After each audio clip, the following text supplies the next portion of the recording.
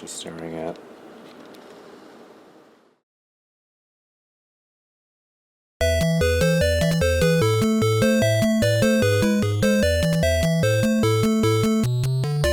Mario 4, the Space Odyssey for the Sega Mega Drive, a 2011-ish bootleg release from Mother Russia. KDS and BMB are the companies responsible for this offering if you're really that curious. As some would suggest, Mario 4 The Space Odyssey is actually a hacked version of another Mario pirate game from Mother Russia, Mario 3 Around the World, which was actually built from scratch, which, unfortunately would have been funny if it came from Mario 2 and that came from Mario 1 and it was just built from scratch minus the stolen assets, of course. For everyone else, though, none of that matters because this game is not particularly good, which is par for the course when it comes to the pirate original market. The story of Mario 4 The Space Odyssey is irrelevant and in Russian, but basically, according to translated sources, the Kingdom of Mushrooms is in trouble due to aliens and such, and Mario has to save it. And maybe there's a Princess Peach you have to rescue as well or something because that's a Mario mandate or something like that. So it's a side-scrolling platformer, the usual Mario fare, right down to the power-ups. Super Mushrooms allowing you to take an extra hit because Mario doesn't actually grow bigger in this game.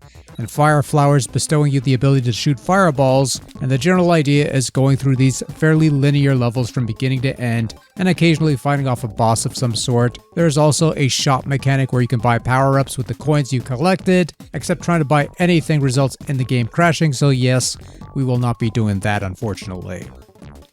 And, well, there's really no point in delaying in the stating of the blatantly obvious, but Mario 4 The Space Odyssey is not a very good game.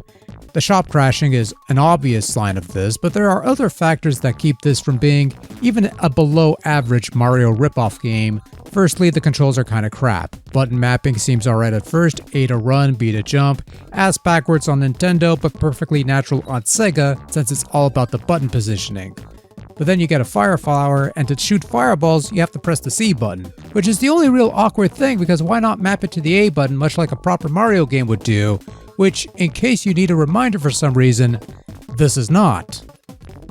Also, your fireballs don't bounce, they just sort of shoot slightly downwards and hit the floor and eventually die.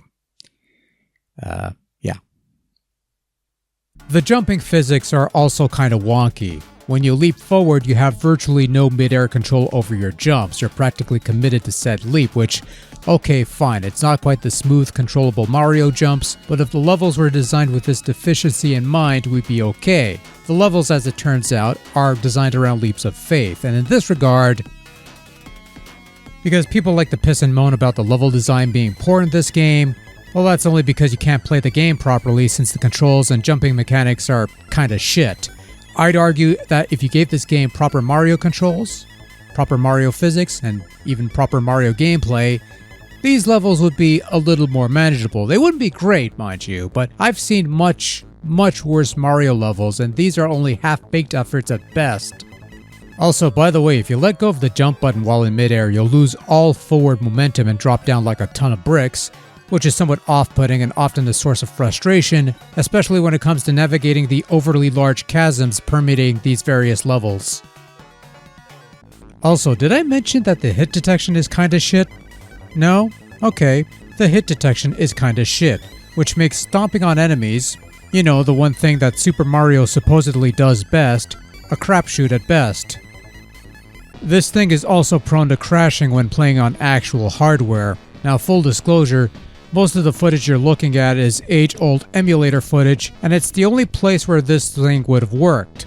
Playing this on an actual Sega Genesis via EverDrive, it seems like anything that requires sound to play causes this thing to just die, which is, I don't know, maybe the actual cart would have worked better, maybe you need some other settings or some other thing, I don't know. All I know is that this is a finicky piece of business that's prone to not working properly in any context.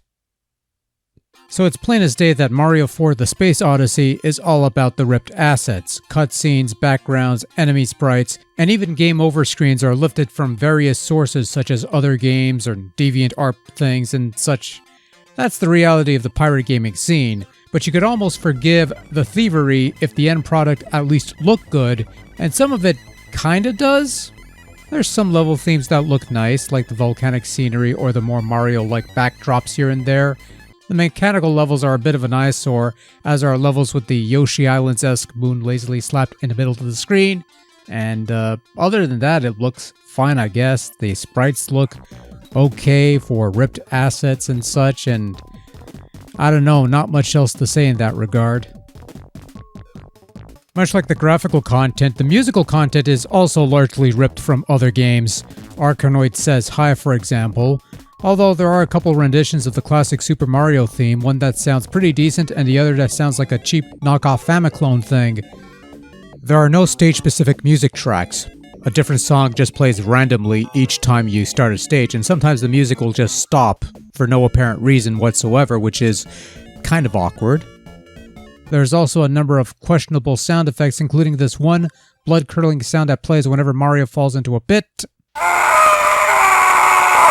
Yeah, that sounds kind of horrifying. Aren't you glad we got Charles Martinet for almost 2 decades of Mario instead of...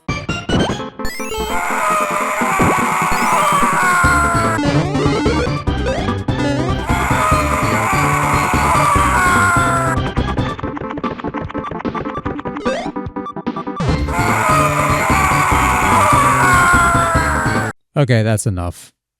Okay, so it goes without saying that Mario 4 Space Odyssey for the Mega Drive, unsurprisingly, a very bad game with very bad controls, wonky physics, abysmal collision detection, and prone to crashing at certain points. You want a good Mario game, look elsewhere, you're not going to find it here. Let's get the poop ribbon on there.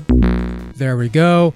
Okay, that having been said, when it comes to games like this, these pirate original games that reside in the shadier side of the video gaming circle, games that aren't merely ROM hacks or reskins of pre-existing games, you often need to approach these things with a certain mindset or perhaps a certain fascination to really appreciate their mere existence. It's almost never about the quality of the games themselves because most of them tend to be pretty bad, though there are rare exceptions, but rather it's about the experience and curiosity of exploring these weird, off-market bootlegs thrown together on the cheap, and just wondering what lies within these digital rabbit holes, so to speak. Bootleg games of this nature are something of an interesting beast that's worth exploring in some form or fashion, and while Mario 4 Space Odyssey isn't a good game, I'm kinda glad I got to play this one because sometimes playing a really bad bootleg game gives you greater appreciation for the really good ones, and I don't know, I was trying to go for something profound and as per usual I failed miserably, so oh well, better luck next time.